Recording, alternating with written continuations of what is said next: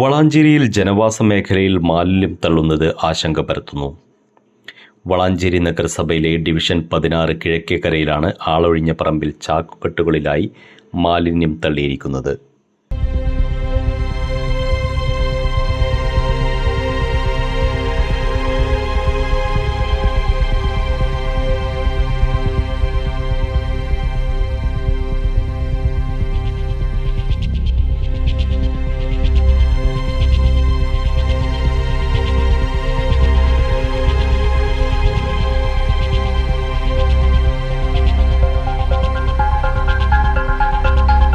രാത്രികാലങ്ങളിലും മറ്റുമായി പിക്കപ്പുകളിലാണ് ഇത് കൊണ്ടുവന്ന് നിക്ഷേപിക്കുന്നത്.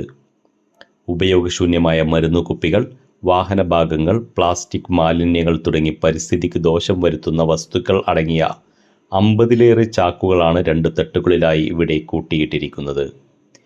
ഇവ സൂക്ഷിച്ചതിൻ്റെ 10 മീറ്റർ മാത്രം അകലെ വീടുകൾ സ്ഥിതി ചെയ്യുന്നുണ്ട്. മാലിന്യം ഇവിടെ കിടക്കുന്നത് ആരോഗ്യ പ്രശ്നങ്ങളും സൃഷ്ടിക്കുമെന്ന ആശങ്കയും പ്രദേശവാസികൾ പങ്കുവയ്ക്കുന്നു. നാട്ടുകാർ അറിയിച്ചതിനെ തുടർന്ന് നഗരസഭാ അധികൃതർ സ്ഥലം സന്ദർശിക്കുകയും 2 ദിവസങ്ങൾക്കകം മാലിന്യം സ്ഥലത്ത് നിന്ന് നീക്കം ചെയ്യണമെന്ന് കാണിച്ച് സ്ഥലമുടമയ്ക്ക് നോട്ടീസ് നൽകിയെങ്കിലും ഇദ്ദേഹം നീക്കാൻ തയ്യാറായിട്ടില്ല. തുടർന്ന് മറ്റ് നടപടികൾ സ്വീകരിക്കാൻ ഒരുങ്ങുകയാണ് നഗരസഭ. News desk, Valanchery online.